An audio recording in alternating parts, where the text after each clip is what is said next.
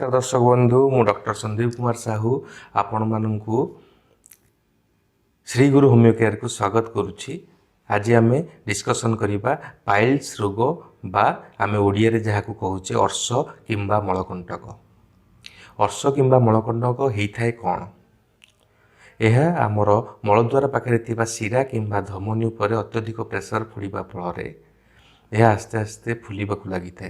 जो शिरा धमनी गुड़िक आम मलद्वार को रक्त संचालन कर साहाय्य करते से गुड़िक आस्ते आस्ते फुलबार लगी था, जोटा कि आम पाइल्स किंबा मलकंटक कही था। यार मुख्यतः कारण गुड़िक कौन? यार मुख्यतः कारण होउछि आम दैनंदिन जीवनशैली परिवर्तन, जथा आम अत्यधिक राति पर्यंत चेई रहिबा, ठीक से खाद्यपेय न खाइबा, अनियमितता खाद्यपेय अनियमितता, अत्यधिक जंक फुड खाइबा, फास्ट फुड खाइबा किंबा नॉनवेज जातीय फुड खाइबा फल यह देखा दी थाए। फाइबर जनित खाद्य अधिक बा तंतु जातीय खाद्य बहुत कम परिमाण रे खाइबा यार एक मुख्य कारण होता है। जेतिकी पानी पीवा दरकार ताठू कम परिमाण रे पानी पीवा ताहा एक मलकंटक मुख्य कारण होता है। शरीर ओजन बढ़िबा यार एक मुख्य कारण। केतेकांशरे देखाई जो मैंने जिम किंबा हेवी वेट लिफ्टिंग करुछंती सेमानंको क्षेत्र में पाइल्स बा अर्श रोग देखा दी थाए। मुख्यतः यह प्रेगनेंसी केस गुड़िक देखा दी थाए एवं आफ्टर डेलीवरी केतेकांशरे देखा दी थाए। जो मानकर क्रॉनिक कफ माने बहुत दिन धरी काश लगी रहिबा फल पाइल्स रोग केतेक लोक मानकर देखा दी थाए। यह केतेकांशरे जेनेटिक होता है, किंतु बहुत केस कम देखा मिलता है, किंतु केतेकांशरे आम विश्वास करुचे यह जेनेटिक होता है। तेबे आसନ୍ତୁ जानिबा पाइल्स रोगर लक्षण विषय रे।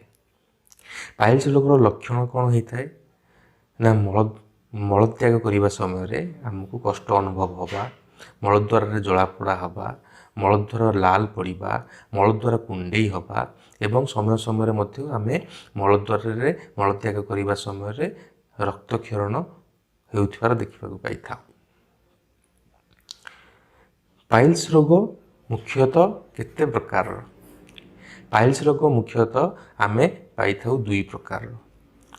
प्रथमटी हूँ एक्सटर्नाल पाइल्स, जो गुड़िक आम हाथ को अनुभव होता है शौच समय।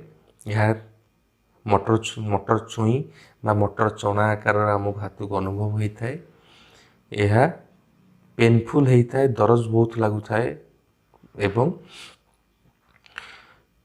समय समय रक्तक्षरण होता है, किंतु यह आम खाली आखि देखिपर जापर। किंतु इंटरनल पाइल्स जो गुड़िक आम खाली आखि देखिपारानी से गुड़िक मलद्वार भितर होता है एवं से अत्यधिक परिमाण रक्तस्राव होता है इंटरनल पाइल्स केस गुड़ाक। तेबे एबे आसନ୍ତୁ जानिबा होमियोपैथिक निराकरण विषय रे। होमियोपैथिक रे एमिति केउ केउ मेडिसिन अच्छी जहाँ आपण को पाइल्स क्षेत्र में उपयोगी सब्यस्त हम। सेमिति कहवाक गले होमियोपैथिक रे बहुत गुड़े मेडिसिन अच्छी, किंतु आपण माननकु जानिबा पई किछि मेडिसिन आपण माननकु मु जणाई देबाकू चाहूँगी। प्रथम मेडिसिन होची आमर सल्फर।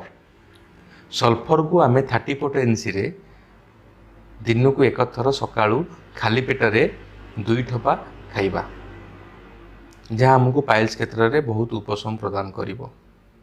सल्फर लक्षण होची यार प्रत्येक लक्षण गुड़िक सकाळू बढ़ी जाई थाए, मलद्वार लाल पड़िबा, मलद्वार कुंडई होबा एवं कोष्ठकाठिन्य होबा। आ यार मुख्यतः लक्षण होची पेनलेस पाइल्स। विशेषकर एथिरे पाइल्स क्षेत्र में पेन जना पड़े नहीं। इनइफेक्चुअल डिजायर फॉर स्टूल, बारंबार मलत्याग करने इच्छा लगिबा, यह हूँ सल्फर लक्षण। द्वितीय मेडिसिन होची आमर नक्स भूमिका। नक्स भूमिका को आम प्रत्येक दिन राति रे खाली पेटरे गोटे थर 2 ठोपा सेवन कले आमको पाइल्स रु रिलीफ मिली थाए। नक्स भूमिका 30 लक्षण गुड़िक है बर्निंग स्टिंगिंग पेन, मलद्वार रे आमर जला पड़ा हम, ता सहित कोष्ठकाठिन्य मध्य रहिबो एवं जो माने अत्यधिक मद्यपान करुछंती, सिगरेट स्मोकिंग करुछंती एवं अधिक नॉनवेज जातीय खाद्य खाउछंती, स्पाइसी फूड खाउछंती, जहा फल रे कि सेमानक डाइजेशन डिअरेंजमेंट हो जाय थाए, ठीक भाव में पाचन क्रिया हो पार न थाए, जहा फल एमानकु कोष्ठकाठिन्य होता है एवं कोष्ठकाठिन्य फल सेमानकर पाइल्स रोग बाहरी थाए। सेमानक केस रे नक्स भूमिका 30 बहुत उपशम प्रदान करिवो। तृतीय मेडिसिन टी हेउची आमर bio combination number 17। Bio combination number 17 T आमर टैबलेट फॉर्म रे आसुची, जहा को आपण दिन को 3 थर खाइबे। 4टी लेखा बटिका दिन को 3 थर खाइबे। सकाळे खाद्य खाई सारिबा पर 4टी बटिका, धीपरे खाद्य खाई सारिबा पर 4टी बटिका एवं राति रे खाद्य खाई सारिबा पर 4टी बटिका। यह चुचुमी किंबा आपण चोबेकी खाई परिबे एवं खाई सारिबा परे किछि उषुम पानी पीबे। वर्तमान आमे चतुर्थ रे आपण को कहिबी मदर टिंचर। केउ मदर टिंचर आमको अर्श बा मलकंटक रोग रे उपशम प्रदान करिवो। प्रथम मदर टिंचर टी होची हेमामालिस। हेमामालिस मदर टिंचर जदि आपणको मलकंटक थिबो एवं मलद्वार आपणकर रक्तक्षरण होतिबो ताले यह बहुत लाभकारी साब्यस्त अटे। द्वितीय होची Aesculus hip mother tincture. Aesculus hip mother tincture burning stinging pain थिबो, जलापड़ा होतिबो, मलद्वार खेंचीला भली लागुथिबो, एमिति लागुथिबो कि मलरे किछि अटकी जाइछि, मलद्वार किछि अटकी जाइछि एवं ता सहित मलकंड सहित अंटारे मध्य दरज रहिबो। एसबु क्षेत्र में हम एस्कुलस हिप दे थाउ एवं कोष्ठकाठिन्यता थिबो।